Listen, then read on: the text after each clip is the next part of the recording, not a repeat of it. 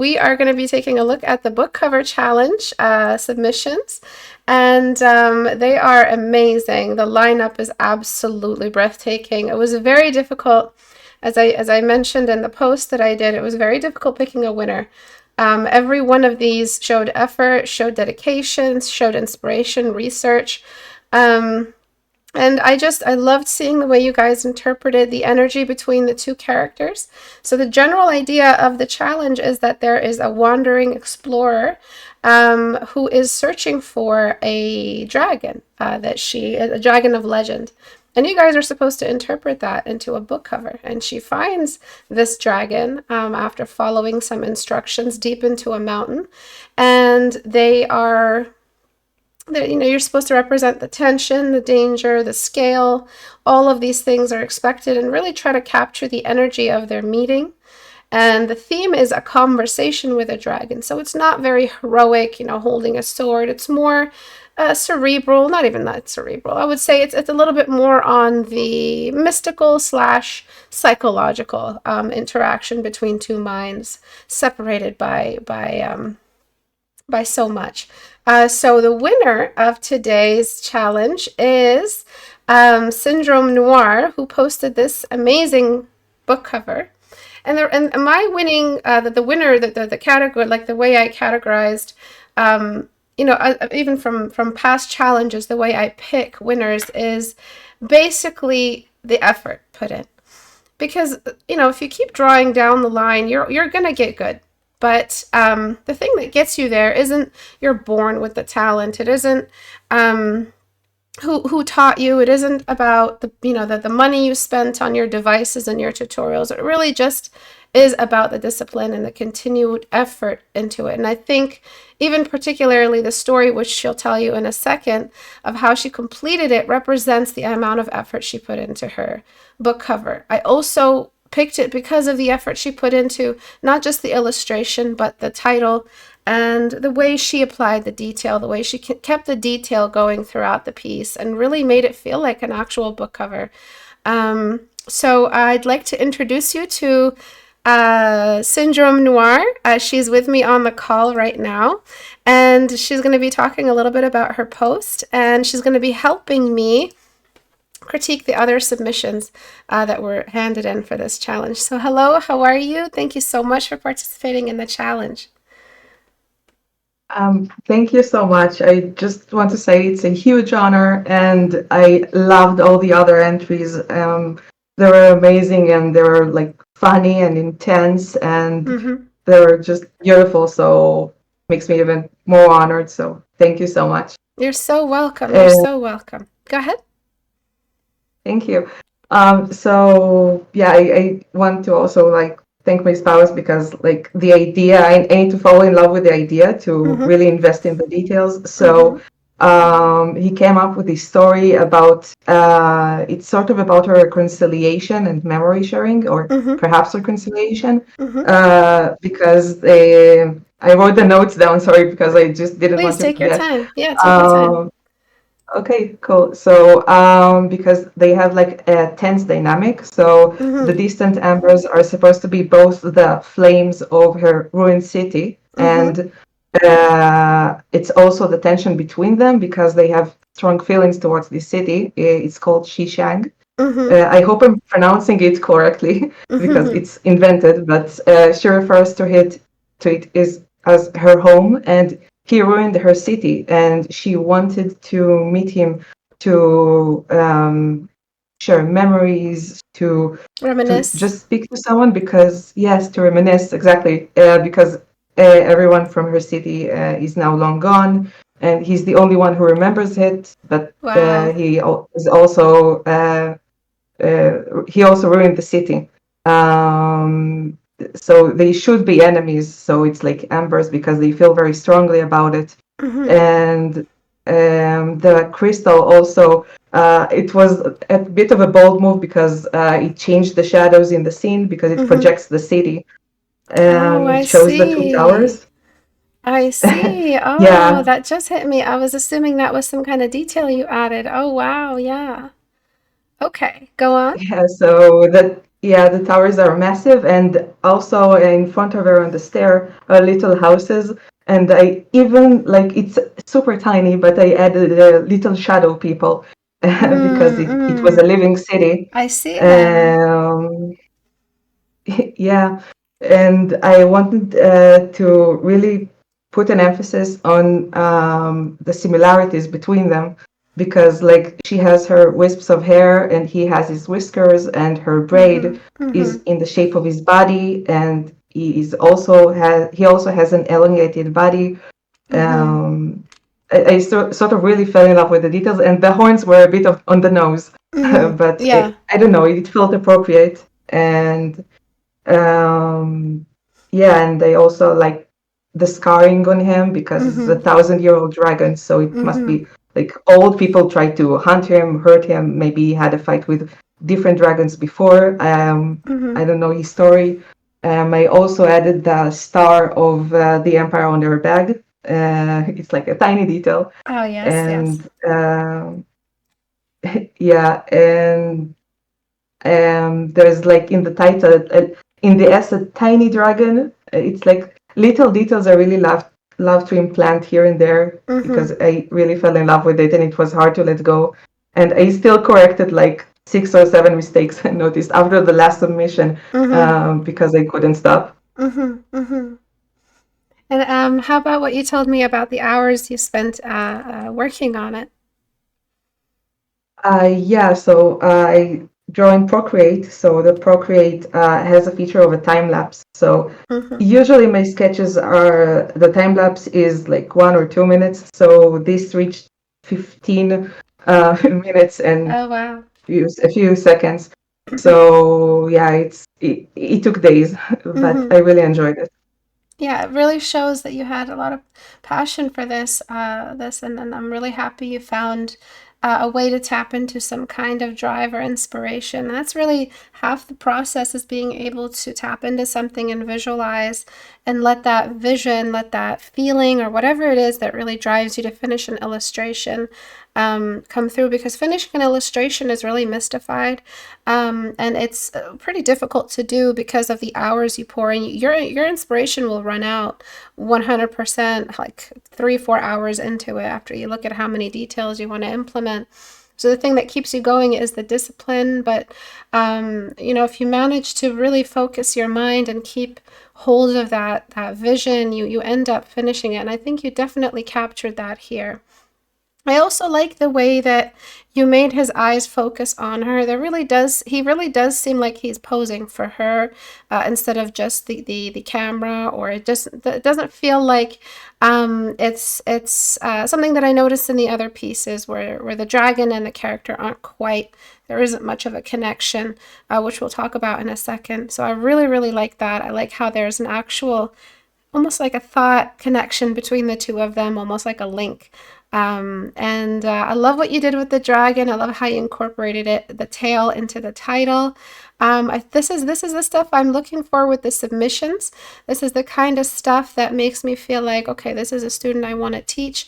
But again, it was really, really difficult picking a winner because I feel like every submission had something the others didn't have. And if they combined together and continued to critique each other, you guys would all help round off each other's illustrations. So what I really loved is just the color variety, and I loved the way you guys took different approaches and styles, and didn't feel like there's a repetition anywhere. All of these posts are so individual, all these submissions. So we're going to start by critiquing yours, because the theme of this whole class is critique. So I'm going to just talk about some of the stuff you could have done to make it read a little bit more. And then if you have any questions about the creative process as well, you could ask me, and whatever fundamentals you wanted to ask about any of that. I'll let you start actually with any questions. Do you have any questions about the process? Anything that we found difficult to render? Um, Firstly, thank you, and You're welcome. thank you so much. And I find stones particularly difficult to render. I know that the edges should be very hard, but somehow I just fell in love with her, and the dragon and the stones were a bit of an afterthought Yeah. eventually. Yeah. So yeah, when it comes to stuff like when you illustrate, it's a huge test of your ability to change your brush behavior. So because you told me you do a lot of line work, and so it shows you're really good at detail. But when it comes to stuff like rocks, textures, large scale textures like that, you really can't focus on the detail. You have to zoom out. You have to capture the general geometry. So if you and I were to do classes together, one of the first fundamental lessons or assignments I would give you is texture studies. Texture studies kind of pull you out of that detail loving mindset, that tunnel vision, and bring you out of it and help you look at things in much more large scale perspective. So a much more kind of like a zoomed out or macro type lens where you start to approach even your it'll come back in the way you approach your sketches. You'll always think big shapes and how they break down into smaller shapes. So I can see that here that there aren't any large shapes responding to the light source.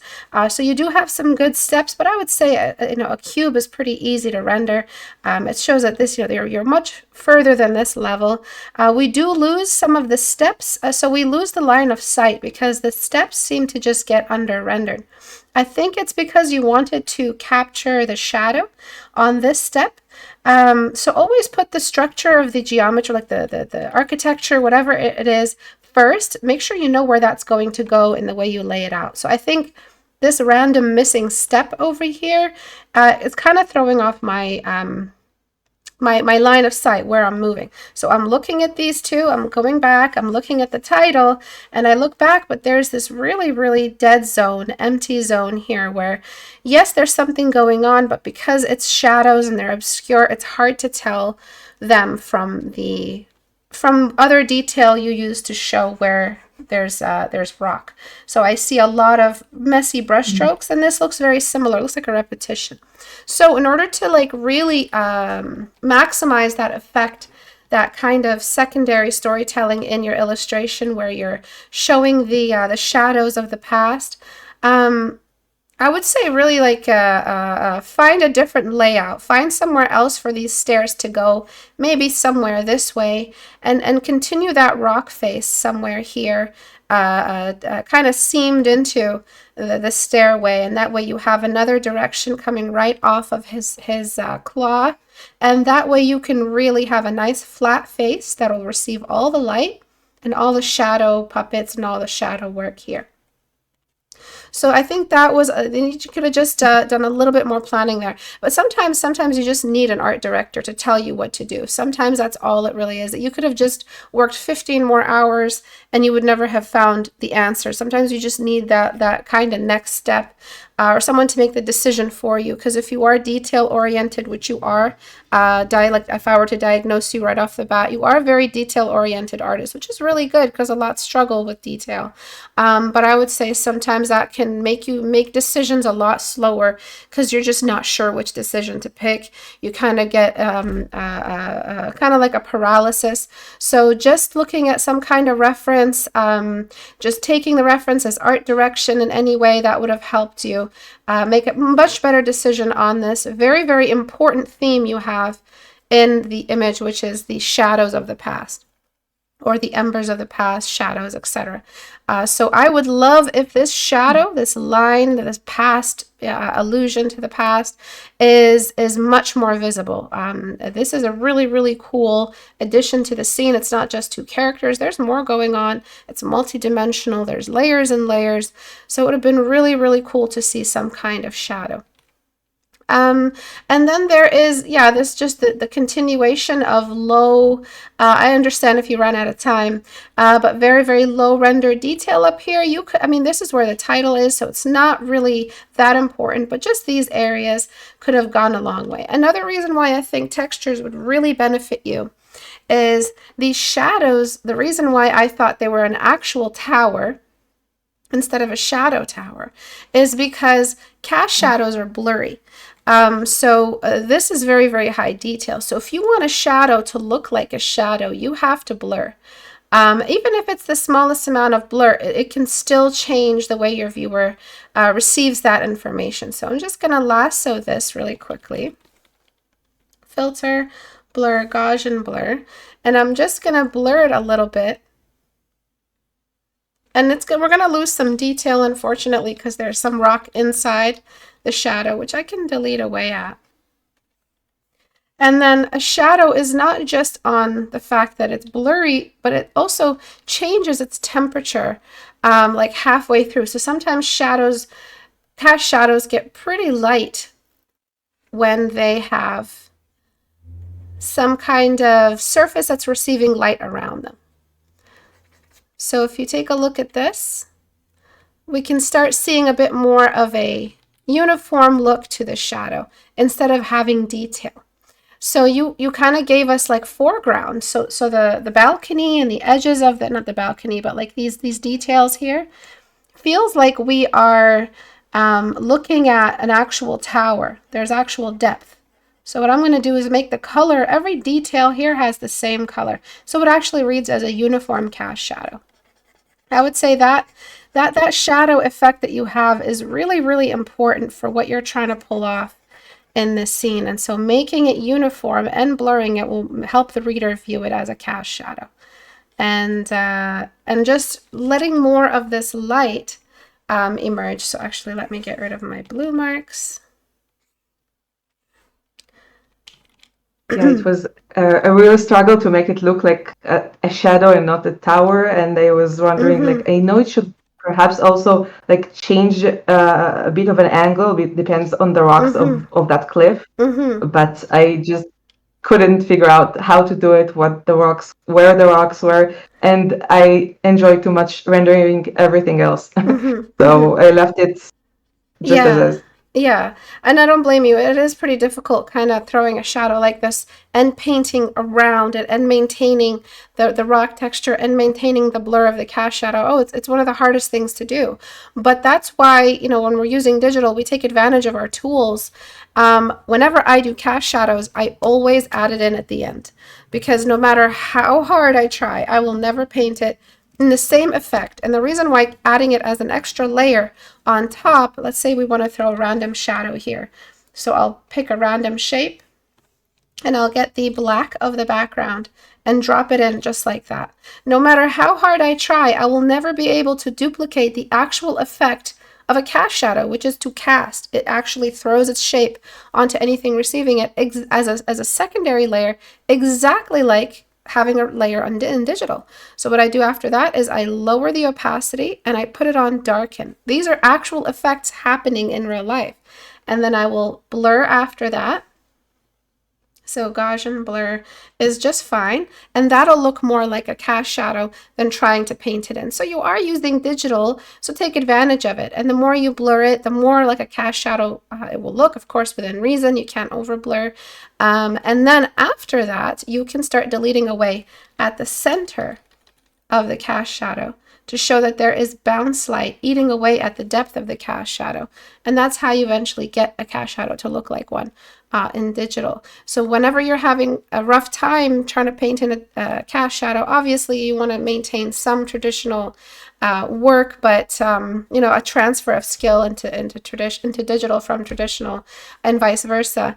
But we have access to layers. Why torture ourselves? And so adding it as a layer after you established really, really nice rock texture, adding it as a layer on top would have been much better. And it would have helped you render it a lot faster. And it gives you control over how much light you throw on top of that rock. So you can see how before it looked like an actual tower and it looked like a crack in the walls and there was a tower in the back. And here it's starting to read a little bit more as a cast shadow since we kind of cleaned it up. If you feel like it still doesn't have any depth, we're going to grab the actual color right here of this horn, and we're going to maybe put it on lighten, and we're going to just throw some light around the cast shadow, and we're going to delete away at where we don't need that light. So this would have been something that would have been much easier to do with some layer access, but that's okay. And adding a little bit more so much light. better. Yeah, and it doesn't have to be all the way to the bottom. It can be just at the top. We have a little bit of extra light. Of course, you add that in, not with a soft brush. I'm using a soft brush to save time, but you can add that in with a hard brush. That'll represent the texture you're going for. So I'm going to just delete away with the hard brush at some of this, whatever's not receiving the light, and we get a little bit more light. And then if I were you, I'd also, again, I'd have layer access, so I wouldn't be worried about painting over anything, but I diffuse the shadow right behind him just to make sure that that shadow continues reading as a cast shadow. And that'll help create that illusion of really, really long shadows kind of connecting over them. But I won't add all that in. I'll just change the blur of the shadows. You can see just the blur alone helped us. And then I would say that maybe there needs to be some change in where his claw is. Maybe having it somewhere a little bit closer to her will create more of that tension. Maybe his claw could be in the air. What is that part of the dragon called? A claw? I feel like claw doesn't work. Is it talons? Talons? A claw has Talons. talents, so I Oh, there guess you that's go. it. Yeah, I just wanted to create the impression of a long body, so it's actually like I couldn't create that illusion, I feel like, Mm-hmm. because the claws is way further back than his head, because it's Mm-hmm. like influenced by the Asian dragons, the longer ones. Yes, But I felt yes. like I couldn't really convey that distance. Yeah, I see. I can see that. Yeah, they have smaller arms. And I see. So anything really that just gets that detail away from the edge of the canvas. So you never really want this in a painting because it drags the eyes away. And we have this empty zone right here. And these whiskers don't feel like they're doing enough to fill this empty zone. They don't have any particular shape that I would say is super interesting. For instance, if you made all the whiskers twirl a little bit, that would have given us something interesting, quote unquote, to look at in this area. So any shapes that are repeating, any shapes that are familiar, anything that's a cross or a squiggle or something that has a repeated pattern, that's all interesting. That is a pattern or a symbol.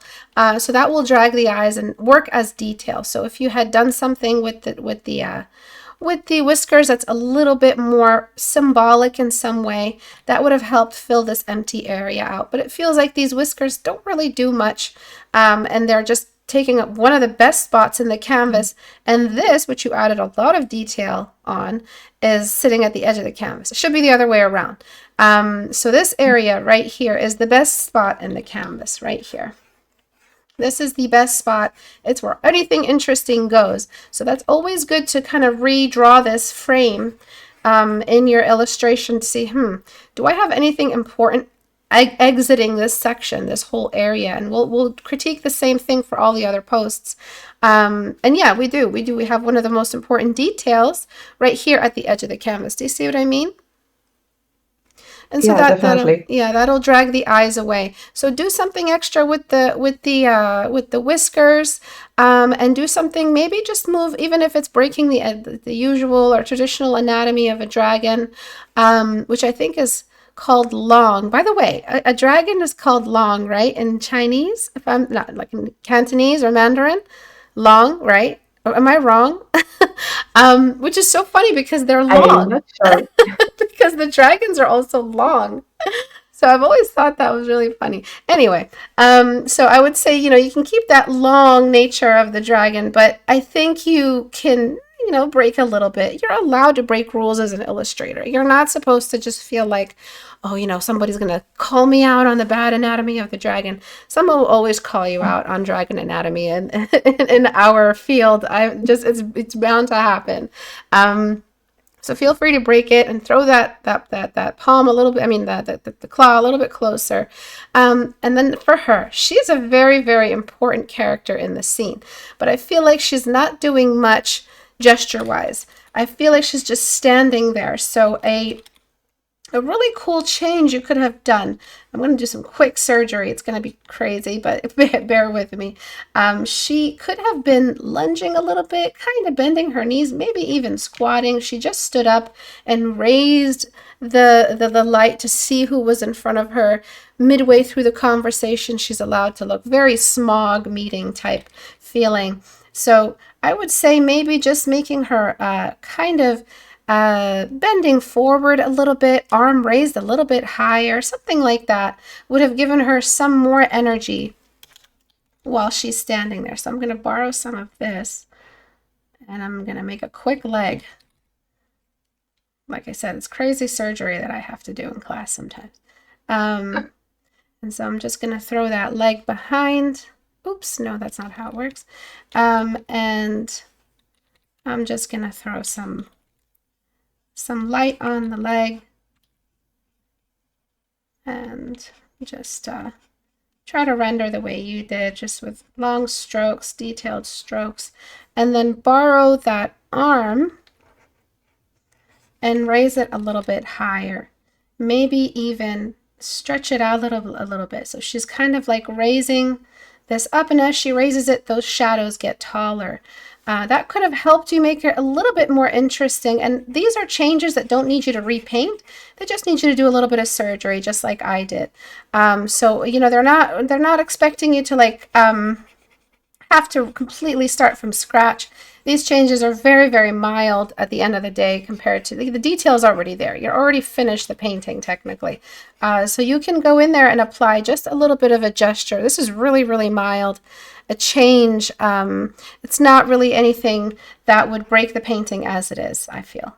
But it would definitely give us something Such a little great bit. detail. Yeah, it'll give us a little bit more than just a character standing there without their arm outstretched. So I'm just going to just quickly edit some of this stuff and just adding a little bit more of a change there. And then maybe also making sure the other leg is just a bit further. Instead of perfectly shoulder width apart, we can see something else happening to the other leg.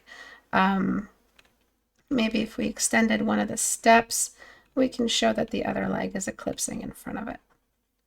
And that way we can get a little bit more energy. She has to climb some pretty tall steps, like Khazad-dûm steps. So we want to see a little bit more of an effort on her part instead of just standing there, character design style. So it would be great to see this kind of stance in a character design, just a simple splash turnaround of a character design. But this is an illustration, so you are free to build the world. You are free to do whatever to make it work, and making a character feel like they're kind of lost their breath climbing the steps, and they're raised there, but they're also having the conversation. It just adds a bit more energy. So let's take a look at just some of these changes. There's of course many more we can do, but we are short of time. But this is some of the ways you could have evolved the piece a little bit more.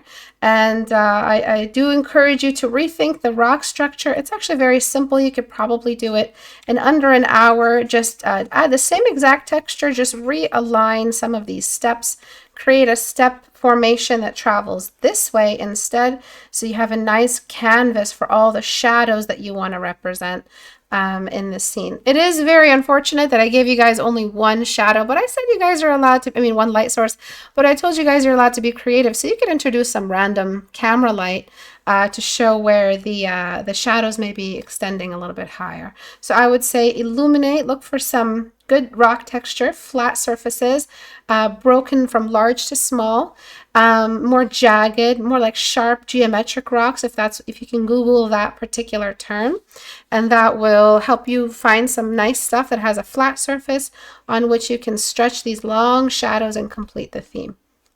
But I think the submission is so beautiful.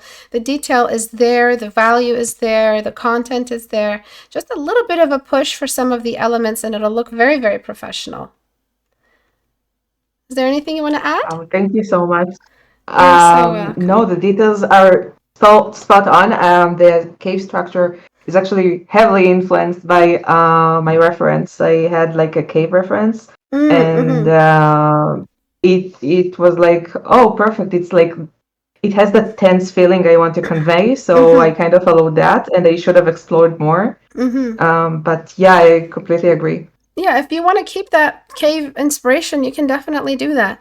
There's nothing wrong with that, as long as you've prepared some kind of light surface on which to express the cast shadow, because the cast shadow can't exist without a direct light causing it anyway. Usually cast shadows are visible because something is casting that shadow, which is the light, and it kind of disappears in some of these shadow areas here. So maybe a combination of the cave that you found and some flat patterns can help you find some flat surfaces that will reflect that light enough so that the theme is really delivered. Because I think it's really cool you added that extra layer. It adds so much depth and value.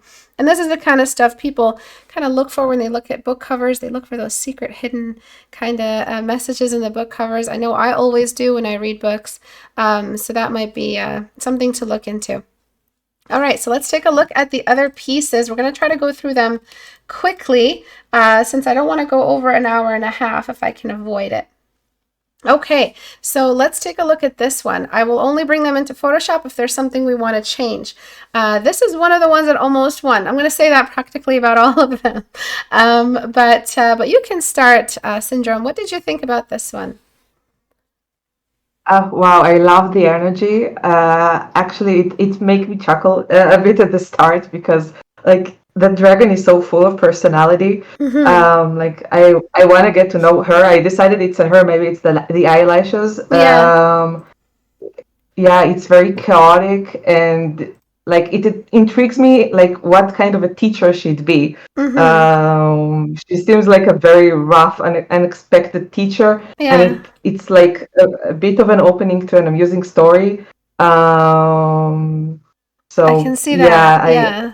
Yeah, it's in I the loved it. smile. It's in the smile, kind of like the personality that has fun tormenting her students, but she's also chuckling to herself a lot and makes jokes and confuses her student. I see what you mean. I love that. And I love how much you're looking into these. It really is so nice seeing the way different people interpret the book covers, especially the winner. And I also noticed that you helped a lot of the submissions. You critiqued, you provided feedback. I really appreciate that. I love that kind of back and forth activity in the community. So I saw how you commented on some of these. Thank you for that. Thank you. I enjoyed commenting. At first, I thought I might have been too harsh sometimes, and then I even asked my spouse if I was too harsh, and he told me that Oh, I was a bit harsh. But I assumed like people here want critiques, oh, so they I do. I try to be. I hope I didn't come across too harsh because like I loved every. I think I loved every entry. So the intentions are well, and I love the Oh, not entries, at all. and it's beautiful. Everyone in the community is such a good sport. If you were harsh, then what does that mean? What does that make me? Sometimes I just really rip into these pieces. So no, no, no. You were so helpful. And I agree. I really like the energy. I love the use of pink and the use of soft and hard themes. For instance, the decorative hairpiece, the pink, the softness of this character, and how she really doesn't come with any kind of, whereas yours has armor and is a very strong character. I love how they interpreted almost the exact opposite of trope, and they brought in some flowing robes. And I like how there's a balance in the shapes. I like how the flowing robes are low detail, but it's not just empty space. I really love the way they use the pink, but not everywhere. Very, very tasteful use. And they use some of the greens in the eyes of the character, of the dragon, in the robe. I love that. One thing that's striking me a little bit is the lack of detail. So for the artist, I believe they're present. Was it that you were kind of intimidated by the amount of work it takes to add in the detail? Was there something that was kind of holding you back from experimenting with the scales of the dragon? So if we compare to the winner, she had some pretty great detail in her scales. So this right here is filling my eyes up, and this is the kind of stuff because your dragon is taking up a lot more space in your illustration than hers is, but she provided lots of detail. This is one of the things that really stood out to me. But it didn't take a lot. You can see it's just repeated, controlled, small brushstrokes. It didn't eat up the scene. It didn't feel like it was too much detail. It was very, very well done. Feels like an old dragon. So that's a good reference point for you, which is why I was saying you guys can help each other finish your pieces. Really empty. Really empty in this area, considering, again, draw that square. The best spot of the canvas is right here in the middle of the canvas. So any kind of detail, even the hair had more detail than the scales. So let's see what they say. I wanted to add it just in the light edges. I did have a time crunch, but it didn't. But I didn't want it to feel busy and those and lose the eyes more than just didn't want to work. Yeah. In regards to the scales, okay. Do you have any recommendation on how to syndrome, how to add detail without losing the eyes? Because I know you did that in yours. Without losing the eyes. I mean, it's just here and there and fine tuning, really. Mm-hmm. A bit of shadows could have gone a long way, maybe. Mm-hmm. Um, I also recommended like maybe add a bit of shadows into the eyes because they seem a bit popping out, Mm-hmm. which is amusing. But it kind of reminded me of like maybe bodybuilders that lift something heavy and their eyes pop out. Mm. Oh, I see. I Um, see. I see. Yeah, so they recommended that you add detail and maybe zoom out, reassess it, add more detail, zoom out again. That's always a good way to see whether or not you've lost the eyes. But, from my perspective and my experience, you're not about to lose the eyes. The eyes are still heavily detailed. They have a nice, beautiful color. I love the detail you added on them. And they do look focused. They look like they're focusing on her. So you're not going to lose them. I'm just letting you know you're not going to lose the detail in the eyes. They're still heavily the focus, and they're going to stay the focal point. So one thing I would change is the kind of the gaze in the eyes. That's something that I feel like Syndrome did so well. I'm just looking for the one without the book cover title. Okay. And that's a really, really quick fix to make the eyes feel like they have more energy is to engage the gaze. And that means you have to make it look like the gaze is actually active. So just adjusting a little bit of the eyes, and then crossing them a little bit will really make them look like they're looking directly at the character. So instead of before where they kind of look like they're looking over her head or at her hair, I want to make them look like they're looking directly down. And if you have to extend the sort of the pupil here, you can. So the way to make the character actually look like the dragon's eyes actually look like they're focused downward is to pull that center of the pupil a little bit lower. So just kind of like drag it lower and look like her focus is at a lower position. And so that'll kind of add that intensity, and especially pulling them in close makes it look like she's focused, because if you put your pen in front of your nose, your eyes are crossing inward as you're looking at the nose, and that's technically where and how small the character is, just the size of your pencil. And that's kind of what I'm doing. I'm letting them curve inward to look directly at her, which will give this scene a little bit more energy. And adding that bit of detail around the snout might help you kind of minimize the loss of shape around that area, just kind of building up the snout a little bit, which might make the eyes look a little bit less like they're popping out. And I recommend something darker in the background. If you're not going to have much detail, a nice silhouette to reveal the general shape. Just wherever you have detail drops, don't be afraid to go full black and work your way out. It'll really help create that bit of contrast instead of keeping it pastel. But that's just a suggestion. It's not necessarily bad to keep things pastel, but you have so many elements that are the exact same shade. So the hand, the body, the head, the back, the tail, everything is the exact same shade. And that you kind of lost the shape of the dragon. You want to show a little bit of the curvature and the coiling nature of the dragon, which again is why this one works so well, because we can really see the general shape of the dragon. She provided the whole shape. There's something to look at, and it feels very storybook. So that's something I would love for you to try. A little bit more detail for the scales, and just go back and forth, see what you can get away with. It doesn't have to be full detail. It doesn't have to be super sharp scale, texture, overlay. It can be just something as simple as repeated brush strokes, just to show that that surface is rough. Unless it's super smooth, then it's like a jelly dragon, and that doesn't make much sense anymore. You guys have to stick to the original drawing a little bit. Do you have any suggestions, Sandra? Um, Maybe I also wrote it in the Reddit that then since the scene is so dynamic, I thought it might be fun to maybe see a bit of spit. But I don't know if it will make her look rabbit, so it's a fine I line. see. Yeah, yeah.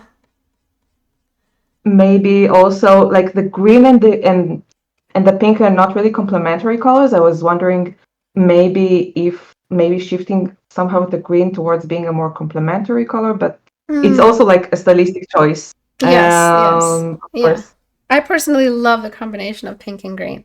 I guess it's just about taste. Yeah, you're right. And oh yeah, Yeah. be careful with the hair piece, the hairpin. It might be a more detailed than the eyes. So you can see how you have cluster within cluster. Even a smaller brushstroke size has been used on the hairpin. I would say reduce that and add it to the hair. That might help you a little bit more. Moving on. Okay, so let's close that one. How about this one? Tell me what you think of this one. This one was breathtaking. I really regret not having two winners, but I wish I had the time to have two people on my schedule for the tutoring. But yeah, go ahead, Syndrome. You see, so first, I really love the studies. I mean, and alternative covers, and like I found Mm-hmm. myself really loving one of the other covers. It wasn't chosen, and I can see why, because it doesn't really fit the story. It Mm-hmm. looks very tense, Mm-hmm. but I love tense environment. Mm-hmm. I love her pose. She really Yeah. seems like the center of attention, despite like being having a dragon all over the cover. Mm-hmm. And I think the similar colors they share really implies that friendship or some Mm-hmm. friendly tone, Mm-hmm. which I really loved. Oh yeah. It's so well balanced. The detail, even in the title, the colors, the shape of the dragon, everything was done so well. I love the pose as well. It was very, very difficult picking a winner. I'll repeat again. But you guys seem to have really, really similar energy. I like the way that they attempted the detail a little bit, but because you guys are dealing with such large dragon scale in the scene, you really got to give it some time with the detail. And that's again what I'm always referencing back is that it's a balance. You really want to think about the general where that dragon sits in the illustration, and if we were to draw that same square over your piece, that dragon takes up most of the illustration, but there's so minimal detail. But you did such a good job on the detail on her character, and sometimes, yeah, you guys are strong character artists, but not necessarily creature artists. So it shows that you guys have more mileage in your characters and your poses. You've done so much with so little with her pose, and we don't have tons of detail in the fabric, but just look at how that fabric folds. It's so beautiful, so minimal, such masterful brush strokes, even the rim light. And the hair and everything and the way she's holding and she looks confident, she looks poised, but the dragon, in my opinion, looks just a little bit too calm for the scene. It feels like she's meeting an old lovely friend instead of a dragon that started off pretty apprehensive in this story. So if I was the writer and I really cared about my drawing, I mean my writing, my book, and I hired you to build the book cover, I would say, hey, this dragon looks more like you know that one story about dragons, Aragon, is it called? Very friendly, dog-like dragon, almost like never-ending story type expression. I want this dragon to look pissed off, old, crabby, bitter. I want that same energy from the story. Yes, you guys are allowed some general creative liberty, but at the end of the day, this gentle look to the dragon's eyes, the half opened, kind of gentle, pretty eyes, though they're so well done, and I love the way you added the specular highlight and the brushstrokes for the eyebrows.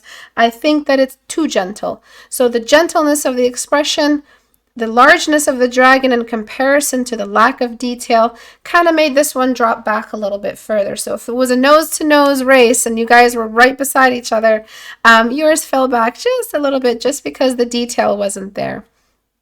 So I wish that you could go back and provide the detail. And this is why, again, I say you guys seem like you're finishing each other's illustrations. You could really get some inspiration from the other submissions. The intensity of the eyes of the one we just looked at could really go a long way with yours. Really go in there, apply some intensity, open the eyes a little bit more, make it more focused, maybe open the mouth up. If not opening the mouth, because that might be anatomically a little bit challenging, add a little bit more scales, add some extra colors in the scale here and there, something iridescent that might be catching the light around the nose. And that might help you create more for the viewer to look at, because it really is eating up the entire scene, and the detail in the book cover title shouldn't be making up for the lack of illustration. The illustration should be done and ready to go, shipped out without the title. You shouldn't rely on the font guy and the title guy to make up for what you're not providing in your illustration. And this is so well done. It'd be a shame if there wasn't any detail to meet this eye to eye, no pun intended. So just a little bit more detail, especially around the T of the eye and the nose, could help carry that line of sight moving back. Even the horns have more detail than this area. This is generally very empty. Like, look at it, not much going on, and I've moved my mouse the same amount of distance as I move it from here to here on the character. Nowhere else in the scene do we have empty zones like this, other than at the edges of the canvas. Again, you guys, think about the shape of the ideal spot of the illustration. The best spot of the illustration of any canvas is right there in that central spot in between all the margins. That's the space that you want the best of the best of the best to happen. Where did I save that? There it is. And so if we just select this box right here in the best spot and place it beside a spot that is at the edges, it's really similar in emptiness. But even if I were to just grab one of the details you have here, let's say it's the hair, and bring it in towards the snout and use some kind of color effect, and maybe it'll give us some kind of cool effect to have around the nose area. Actually, that might be okay.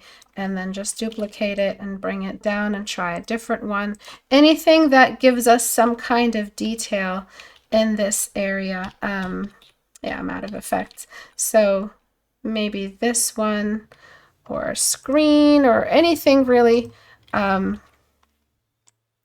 give us some extra stuff to look at. It could be as simple as that. Do you see that? And it's nothing. It took no time, but it's making sure that this section of the nose and this section of the illustration look nothing alike. Because one more time, this is the most important spot of the illustration right here. This is where all the best stuff happens. Book covers are slightly offset, as you can see. Some of them are bottom heavy or top heavy. That's because the title is incoming. So don't forget that. You do need to leave space for the title. Usually the margin is shifted a little bit, but right here a little bit could have gone a long way, along with the expression and some extra scales, just like these you have here, could have really completed it. Is there anything you wanted to add, Syndrome? Maybe I'm not sure, but one of my comments was that maybe if the eyes were looking at her, it would have like created tension. And I see that the change they made between the original post and the updated post, they changed the eyes, but it still seems like the dragon is looking to the distance. Maybe it's their choice, but I'd experiment with that. It can create tense because it looks so serene, and like I like the drama. And yeah, I love that 3D effect. I mean, that level of rendering of light is amazing. So I didn't know how much they wanted to add texture, because it seemed like a very intended choice to leave him very smooth, but maybe like a bit of a check texture on the face, as you said, like could have caught the light and Absolutely. also, yeah, give him some attention too. Yeah, 100%. Wherever there is light, there is detail. Where there is no light, you leave things very blurry and very fuzzy, even if it's the same exact portrait. You haven't traveled very far. It's not about distance. It's not about, oh, objects in the distance are, less in detail. Yes, definitely. But sometimes just a change of light will shift detail and make it all the more visible. So make sure you guys remember that you're drawing based off what the light can see, not just what you can see. Most definitely this dragon has some kind of texture there. Most definitely, because if you're going to show that texture here and there and everywhere else, even this tail here has more detail than the snout does. And it's right beside the light. This right here is the focal point. There's no doubt about it. There's no debate on the matter. We see the object, the light, and then the reflection, and the reflection must have equal to the detail or slightly less in order to qualify as a completed focal point. Okay? All right, moving on. Let's take a look at another one. By the way, the work you guys did is insane. Like you guys put so much effort into these. The thumbnails, the research, the references. I do have to mention, moving forward in future illustration challenges, if I see any AI art used as reference, it's disqualification. I should have mentioned that, but because, I completely forgot, I just let it go for this time. But no AI art as reference, okay, guys? Don't use it in your process. Don't even look at it. Don't even acknowledge it. Use something of real references, real animals, photos of animals. AI art is theft, so you guys want to be careful using that. It'll come back one day, maybe in your future when you have this in your gallery. Make sure you guys are avoiding AI references of any kind. Okay, so let's take a look at this one. You want to start? What would you like to say about this one?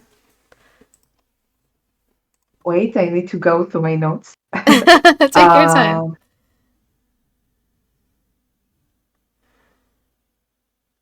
All my homies don't use AI references. Sorry, go ahead.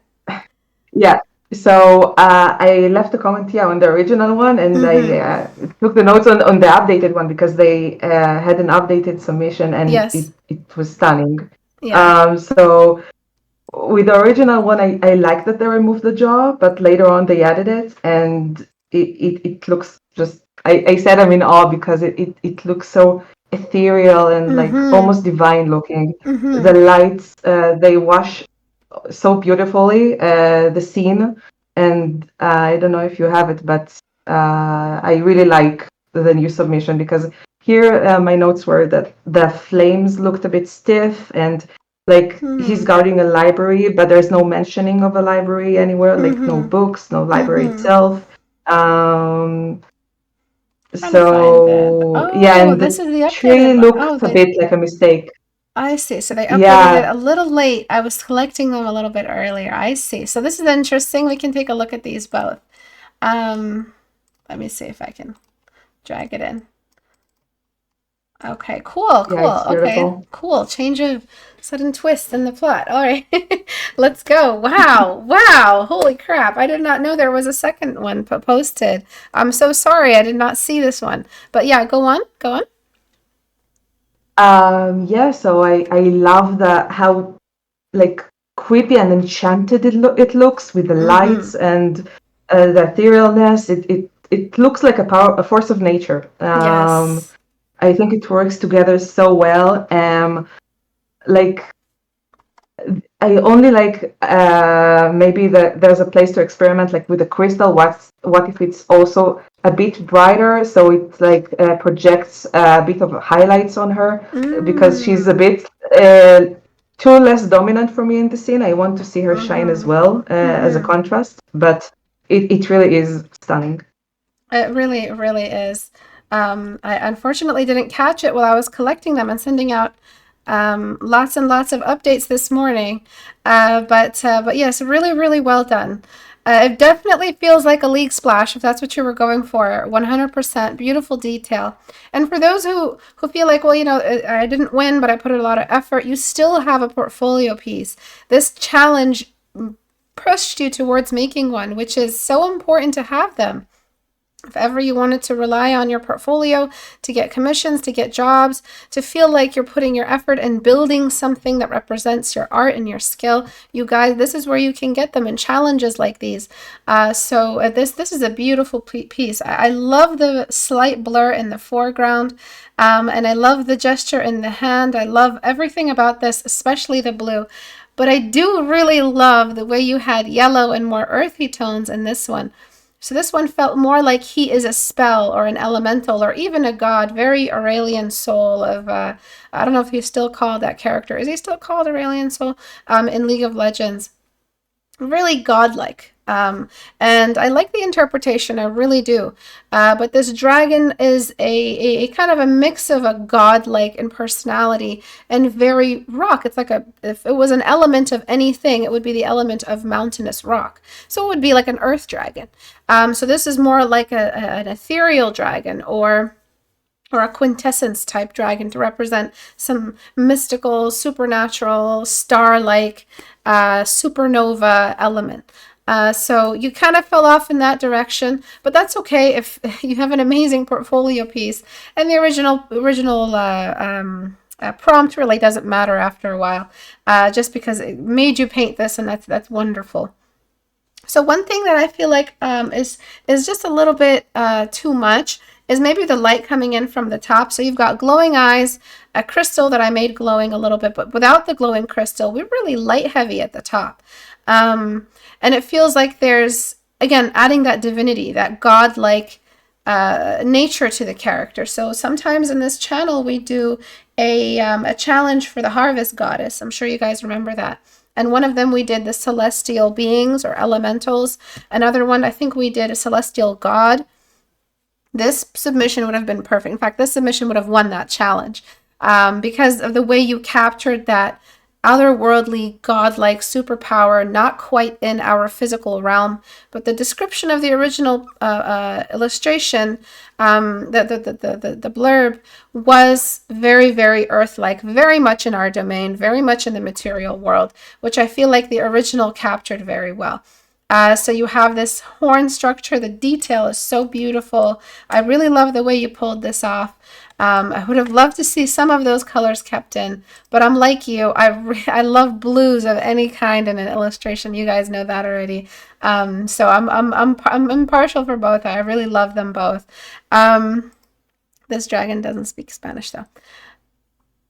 You were very inspired by yeah. I think this would have been really, really just perfect if the head wasn't facing the camera directly. So if we were to keep the original highlight, darken the top just a little bit. I don't want to keep you guys here for too long, and then get darken the top just a touch. I'm not trying to completely dim it. And maybe, you know, maybe if we're a little bit crazy, we can shift the perspective of the dragon into 3/4 view.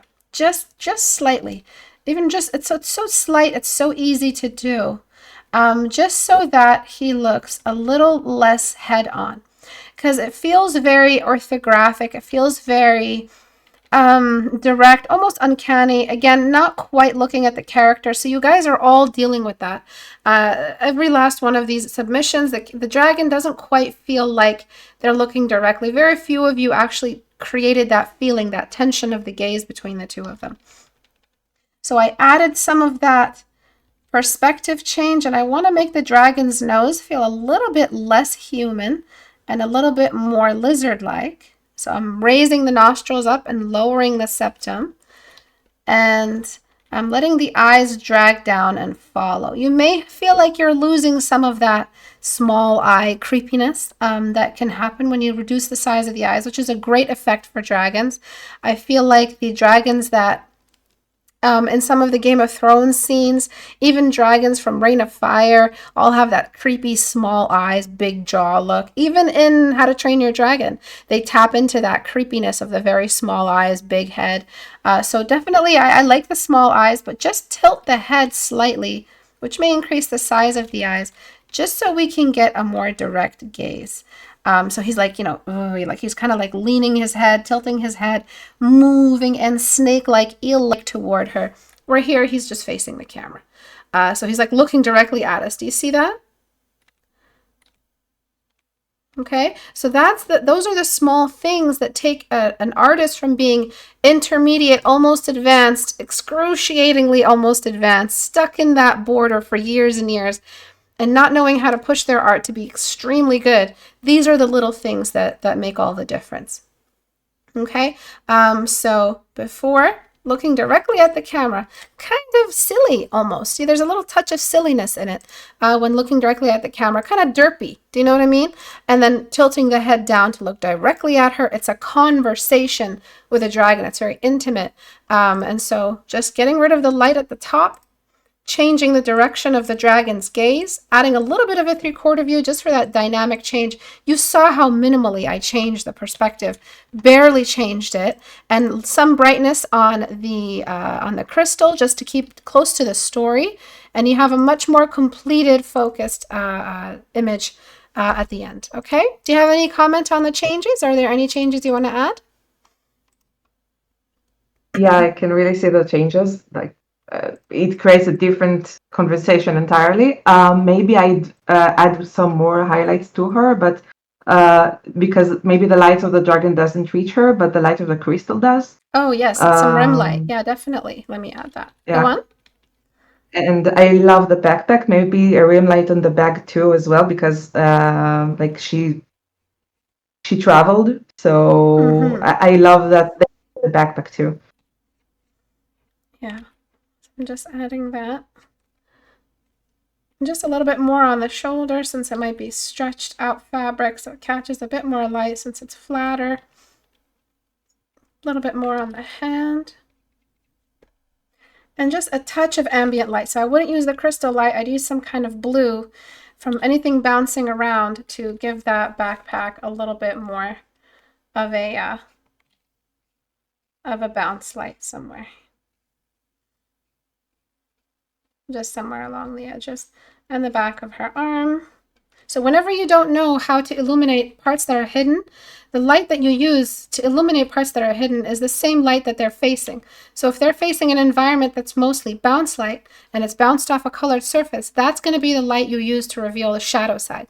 It would never be the side that's lit up because that, of course, is already pure white. So you use something beneath that, a step beneath that, second place, that would be the environment color. So that would be the color you use on the sky, or the color you use in the background, or the color you use for the fog. Those are usually the things we use to illuminate objects that are not facing the light source, but they're too dark and we really want them to come out. Oops. All right, so it really wouldn't kill to try to use some earthy tones here on the crown. I would love to see that crown or horns. I would love to see that. And then also this cavity right here is making it feel like this crystal is the missing piece. So I really like how you did that. Maybe kind of using some kind of shadow within just to show the background, because there's some detail in here and it's kind of making it look like that's crystal detail. So it feels like there's a crystal there. But I don't want it to look like that. I want it to look like there's a cavity where the crystal is missing. And so we're going to use the exact same detail style you used back there in that empty space. That way the viewer knows for sure, oh, that's empty, that's missing something. You added some kind of detail in there. Unless I'm completely wrong and you did intend for a crystal here. Okay. So that looks like more like empty space. Even these speckles, you can add them in there just to complete the feeling that this is a hollow section here and there isn't much going on. So that'll really make it look like that's his crystal, sort of. Beautiful piece. I love the blur in the background. Wonderfully done. Let's move on. Okay. Let me see if there is a double lineup. Okay, let's talk about this one. Go ahead. Syndrome, you can go ahead. Yeah, looking for my notes. Oh, I'm sorry. Path Beyond Words. Yeah. Andriani. Yeah. So I really love the details on the face. It really shows that they put a lot of effort into the face. They also have an updated actually Oh, do they? piece. Okay, let me go Yeah. find it. Let me go find it. Their name is Indriani. Okay. So thank you for keeping me aware of the updates. This is the updated one? Okay.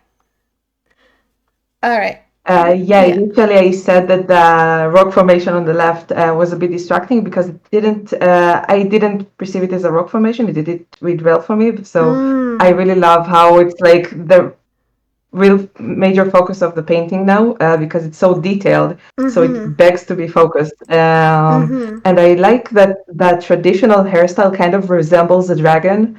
I see. Not sure Yeah. if it's intentional, but it's really Yeah. cool. Yeah. And yeah, I like the gaze. It's such a focal point. It's tense. Mm-hmm. I love that. I love it as well. But I do have some suggestions, of course. Istebrak's never satisfied. So I feel like, okay, so you went for that. You put a random rock.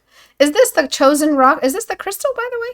I'm really is this the crystal that's making everything visible?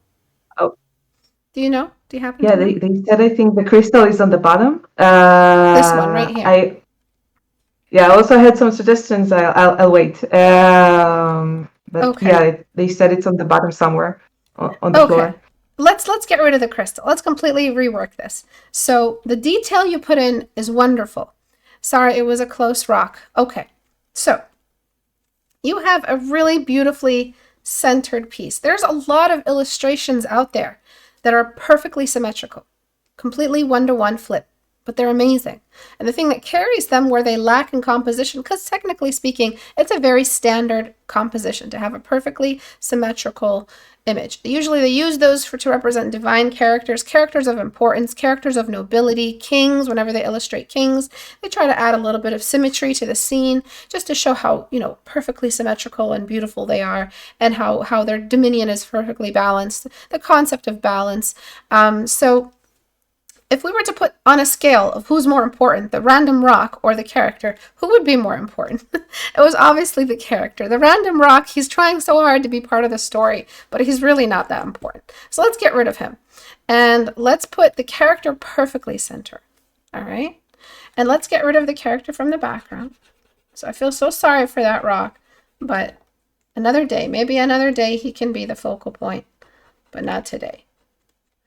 All right, so I'm just getting rid of this here.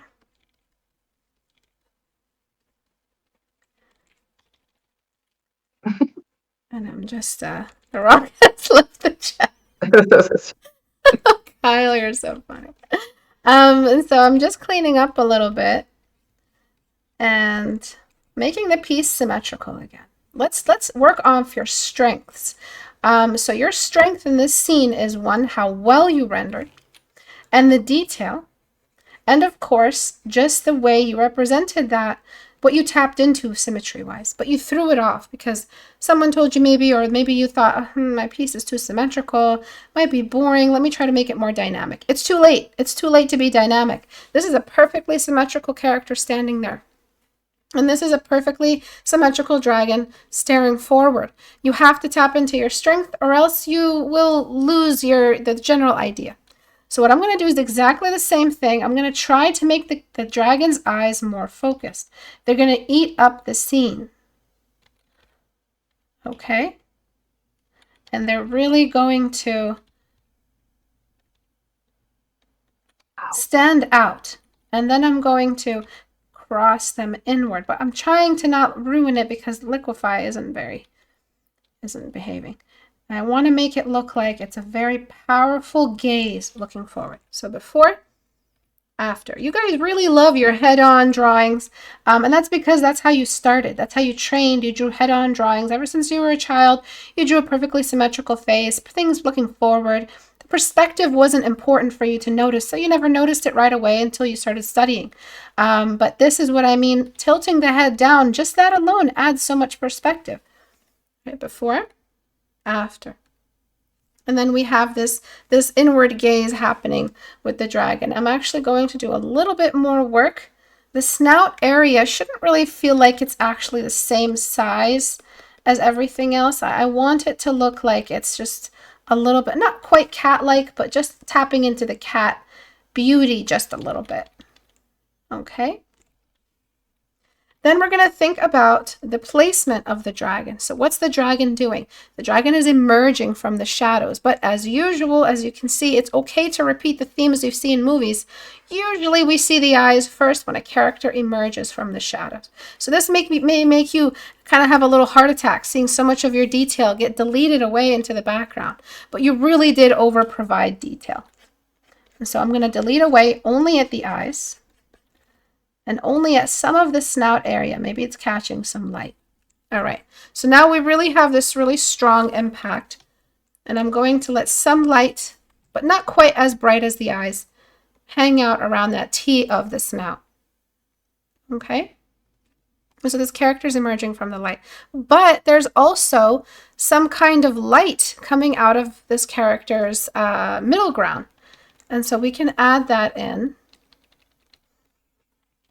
just around the center here, just to show that there may be something helping us see her and disconnect her from the background.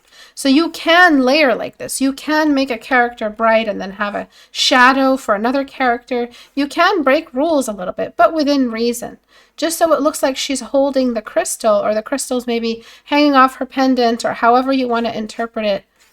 And it's letting us see her. This light, we're using it as an excuse to show this character's silhouette. Okay.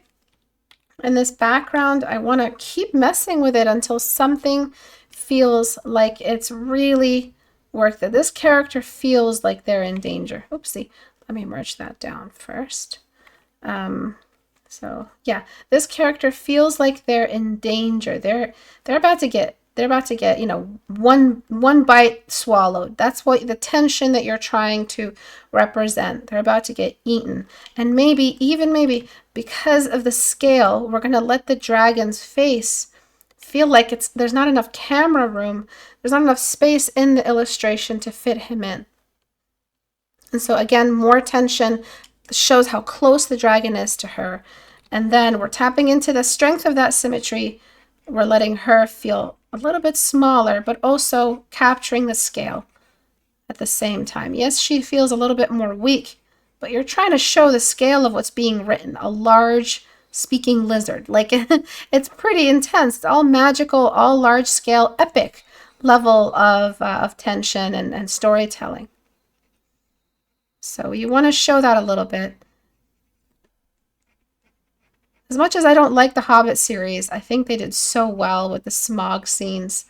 They did so well with those.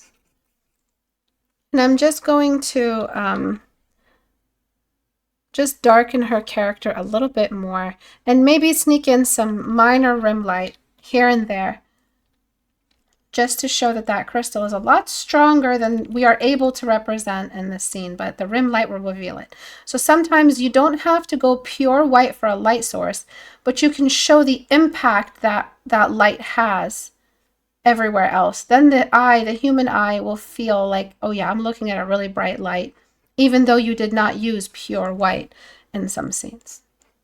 So a little bit of rim light goes a long way to help you see what's happening with the story of the light, which is there's a crystal there. Maybe it's hanging off her necklace or a pendant or something.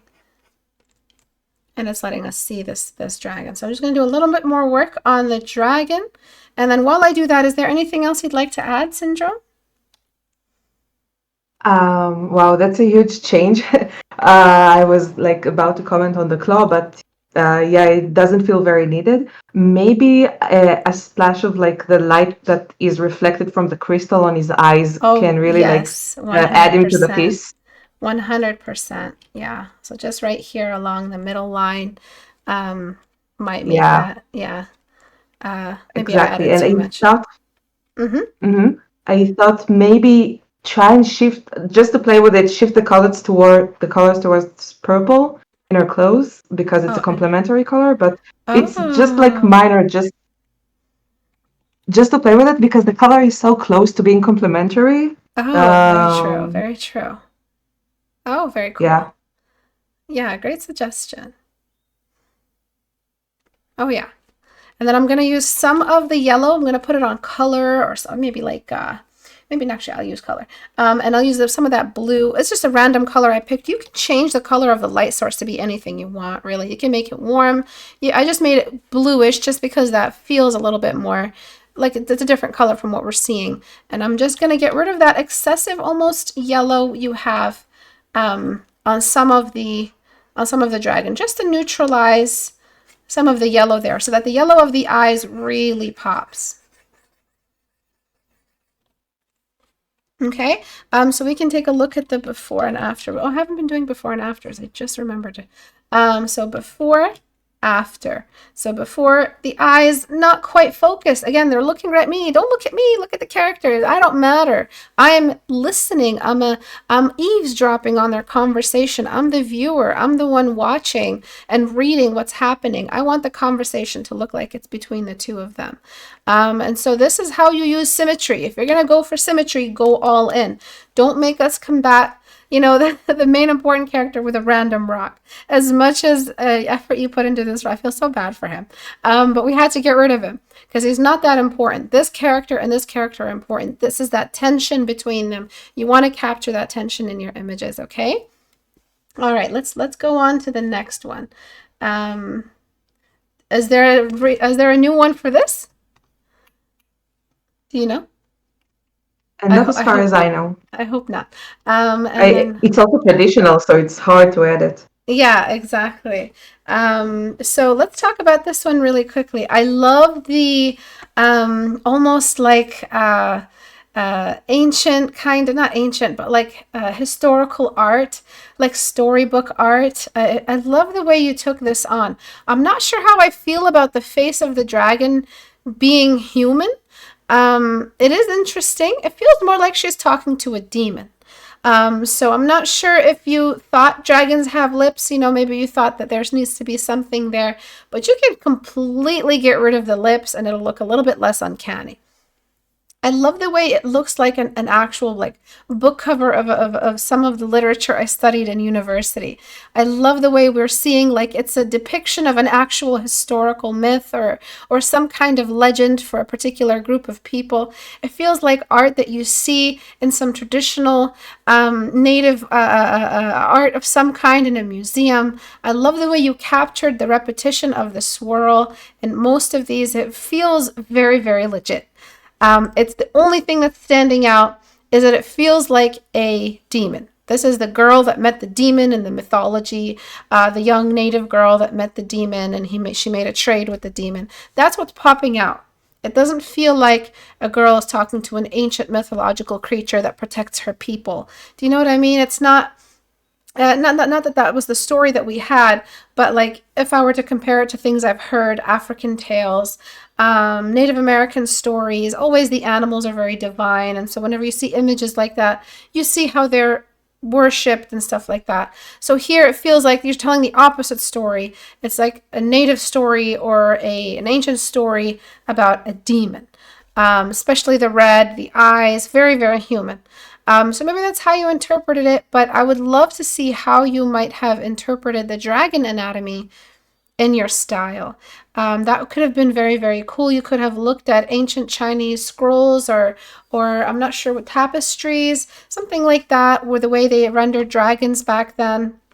Maybe borrow some of that and kind of get rid of some of the Chinese elements into it. Maybe introduce Native American or African elements into it to twist up the anatomy a little and make it look a bit more authentic to whatever we're seeing here in these depictions. Very Aztec mixed with Native American. I love it. I love what you did with the way the straps of the belt are kind of behind her, but they have this red, powerful symbol as well, this animal worship, animal protection. I love seeing that repetition, but again, it feels like a story about a demon. I'm not sure if I remember the narrative attached to this one, but is there anything you wanted to add, Syndrome? Yeah, that actually the narrative has a demon in it, so it's kind of very cool, like demon Yeah. dragon, Okay. Okay. and she's offering some sort of a pact because she needs him.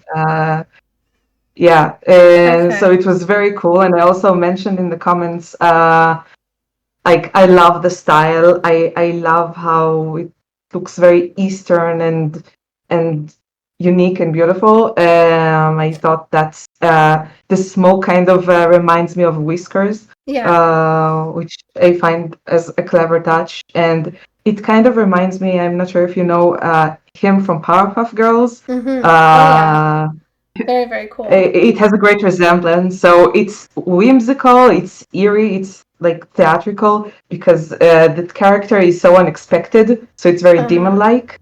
Yeah. Yeah, I loved it. Maybe the only things that I change is like adding a special place for the author name in the title because it Mm, seems very not like the language of the yeah. painting to add it like as an overlay. Yeah, it feels like a PDF, kind of like the way that it would just have that built in or coded in the HTML to have it like a thing behind the text. So I noticed that the author name is Dragon D's Nuts. So you thought that was very funny, huh? Yeah.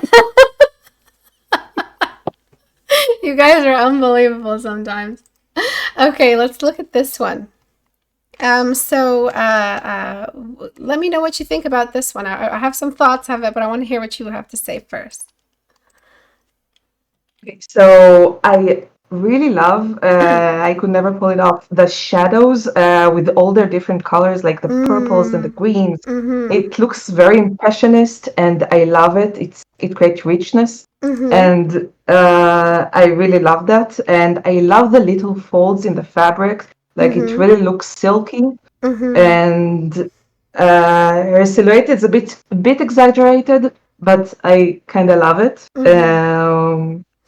So yeah, I love this piece. It kind of reminded me of like philosophy books because Yes, the story in itself, yeah, included philosophy, so it's a great match. yes, yes. Um, yeah, and I had like minor notes because initially the title was like very in your face with Yeah, different colors, and I love the change they I love the implemented. change. Like the book has suggested. Yeah, it's a great change. It keeps the focus like on the painting. The painting is Mm-hmm, beautiful, mm-hmm. And the relevance of the and philosophy and kind of just mhm, working from that same kind of just separating the title and the painting feels like we're at an art gallery and we're just trying to interpret what's happening.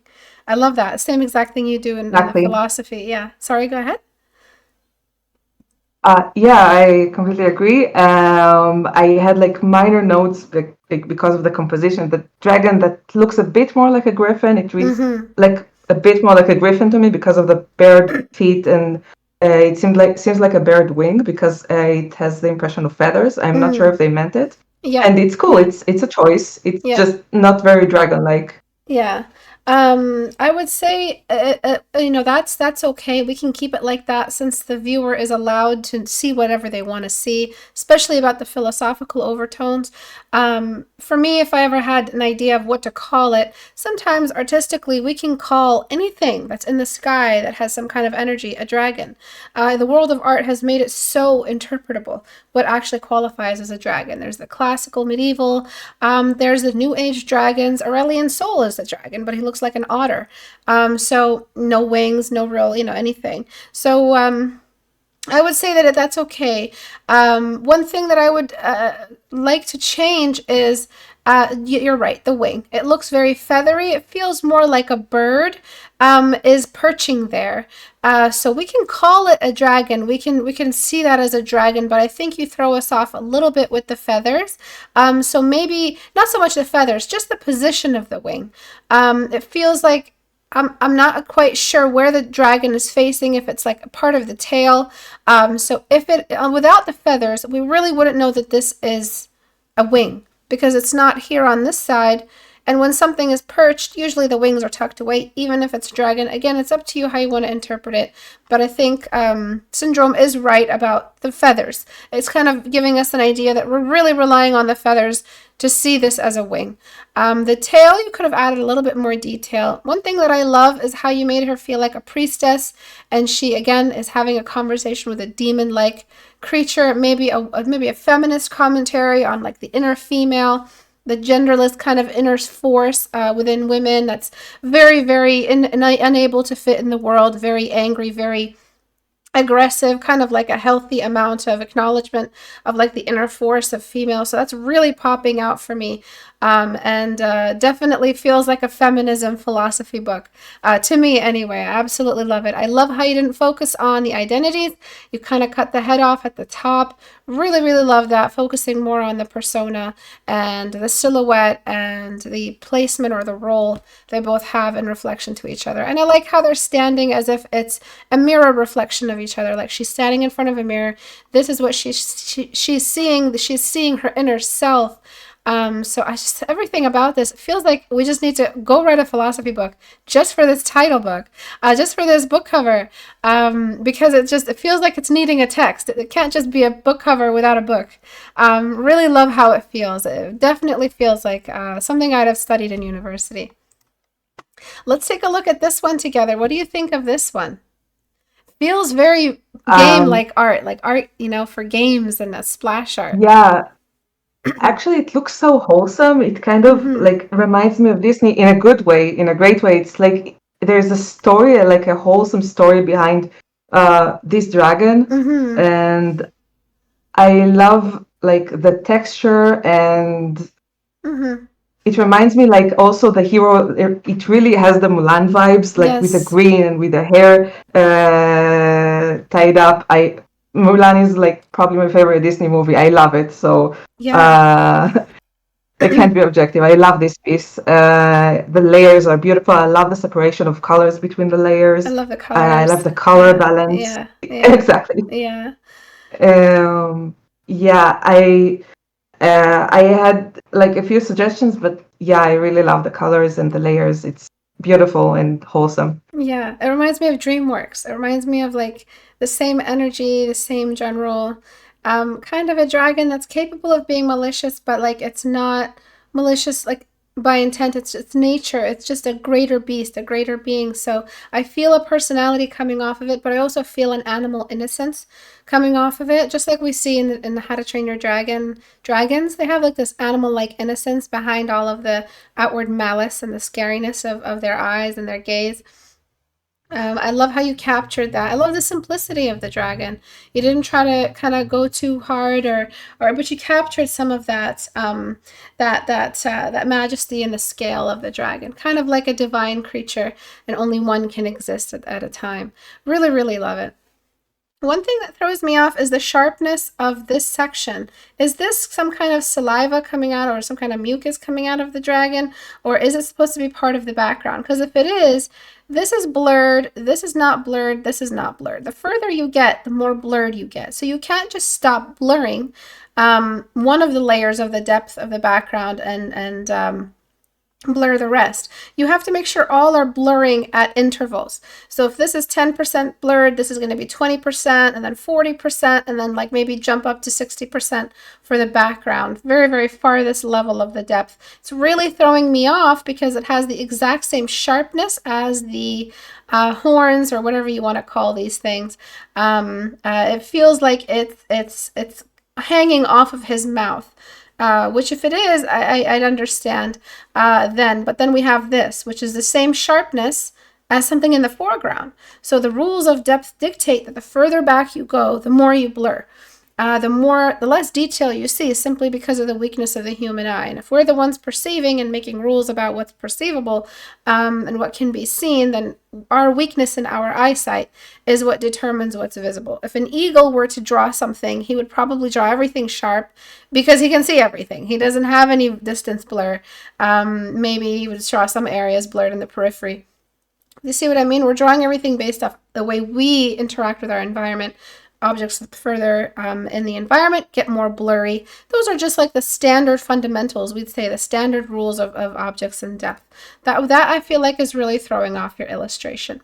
Another kind of art director thing to give you is that this horizontal fog pattern, though I can see the appeal of like a lingering fog kind of floating on the surface, of like dew-like floating on the surface, it's cutting the canvas in half. So if you take a look at what's happening here, It really is, feels like there's tension, an unhealthy amount of tension in the illustration. These lines are cutting the illustration in half, and they're very repetitive, almost like bars. So what you want to do is take a cue from the rest of the environment you picked up. Everything has a pattern, so the trees and the bushes are very rounded, some rounded elements to the organic patterns. Some rocks have roundedness. There's no reason why something that is fog-like or maybe waterfall mist should be perfectly flat. And again, it's not dew hanging directly on the surface of the grass in the morning, that gentle kind of flat floating fog. It feels more like there's some kind of waterfall nearby that's slowly climbing up, or some kind of water or heat climbing upward. If it is billowing upward because of heat, we'd have more of a cloud-like pattern instead of these horizontal lines that seem to cut the canvas right in half, creating this really weird two canvas effect. We can just cut this canvas here, cut it here, we'd have two beautiful pieces, but they're not connecting to each other. We want to disconnect that. We want to basically connect them. We don't want to disconnect that. So I would say get rid of these fog effects, make them more billowy. I think it'll work really nicely. Put them behind the tree so the tree is nice and sharp against the fog effect, and you'd have more of a silhouette for the trees, which is really nice. And then it won't feel like she has these layers stacked on her, and she'll be a little bit more free of the fog. So don't let any fog kind of linger too much around her. Let the shape of that fog kind of spell her out. Then we see this V effect created by the fog, which will make a really nice line of sight back up to the dragon. You do have to direct your viewers. You do have to help them out. And they will sense, whether they notice it or not, they will sense a line cutting the canvas in half. They'll feel that visual tension there. Okay? Do you have any suggestions before we move on? I actually, yeah, I didn't notice it. Maybe I noticed it the line subconsciously, but now that you mention it, you did mention in your text the dust clouds. So maybe if it was shaped more like clouds, like the Yes. tree in the foreground, it can look complementary, like from the other side. So it shows her, and also shows the dust we were speaking about in the Yeah, text. So exactly. yeah. Yeah, exactly. Um, hmm yeah, and also I thought, I don't know, maybe it's just me. I thought like maybe the eye is a bit expressionless, and it can really give him a personality to do something very minimal in the eye, like a spark. I don't know. Yeah. And I assumed that the white is actually like a smoke, or like that it's coming off out of his nostrils, but yeah, I'm not sure. It reads a bit off, but Oh, I thought yeah. that's what they meant. Oh, I see, I see. It's just so perfectly aligned with this edge right here. This is a tangent then. If this is coming off the character, that means that it needs to be revisited, because the edge of this rock is lined perfectly with the edge of this smoke that's coming out of his nose. So there are some I would call them like painting etiquette, some things you just never do out of respect for the viewer, because you're just going to confuse them. And that would be the tangents, being very, very wary of tangents. Be wary of like these perfectly patterned repeats right here. So you have 1, 2, 3 different swells right here that all have the exact same size and frequency. Those are, again, like I mentioned earlier, the spirals, crosses, anything, any symbol, any repeated pattern is going to attract the eyes of the viewer. So definitely rethink this whole foggy thing emerging from the dragon. So yeah, I think that's really throwing us off. We want our eyes to move from her up to the dragon. There is quite a bit of distance our eyes have to move. So give us some stuff to look at. Maybe some birds flying to show the scale of everything. Just some white birds. Always a nice go-to for illustrators. Throw in some white birds for scale and really show how big we're talking. The smaller the bird, the bigger the thing beside the bird will look. If they're big birds, it'll look like, maybe a 50-foot dragon. If it's tiny little birds, it'll look like a 500-foot dragon, or maybe lower than that. Let's move on to, I think that's it. Is that it? No way. We're done? Okay. I hope I haven't skipped anybody. Let me do one quick review of everyone's pieces. Did we really look at 9 pieces already? The time flies. Wow. Just making sure we didn't skip anybody. You guys did so well. Honestly, like I cannot believe the turnout. I was so sure one or two people were going to post, and I was going to have to keep extending, but you guys really came through. I'm really happy to see all of this motivation and all of this effort. Thank you so much for joining with me today, Syndrome. I really, I love meeting you guys. It creates this more real feeling from my position as a teacher. Sometimes it feels very lonely up here talking to you guys and doing art, but these challenges connect me with you guys, and I get to meet you, hear your voices, your thoughts, and all the passion you guys put into your work. Thank you so much for having me. I've been following since, well, I told you in the chat, but since 2016, since the video of Why Wow. Your Line Work Sucks. Oh my And God. yeah, I've been following ever since. And I'm sorry for not being too attentive to the chat. I'm Oh no, it's a bit okay. having a bit of a stage fright because so I can focus only on one thing. Oh, you did so well. You did so well today. Please don't worry about that. You brought such good points to the discussion, and I'm really excited to have met you. And we will be calling again, doing our portfolio review sessions and our taking a look at your work, critiquing, diagnosing, curriculum building. 2 sessions I will be working with her. So there were rewards for this challenge. Everything, all the detail is listed here if you guys want to read through all the submissions, extensions to the narrative, and the original prompt. This will be added to the history of challenges we've done in the community. The next challenge might be a character design or creature design. I know somebody in the chat asked for creature design themes and studies. I might do something like that, maybe floral humanoids, but instead it's floral creatures. What do you guys think about that for the next challenge? And the next challenger will also win one-on-one sessions with me, copy of Portrait Studio, copy of my masterclass, and everything else they might want from my store, all for free. Thank you guys for joining me today. This was really fun. I love this community. I love you guys, and I'll see you guys next time. Bye.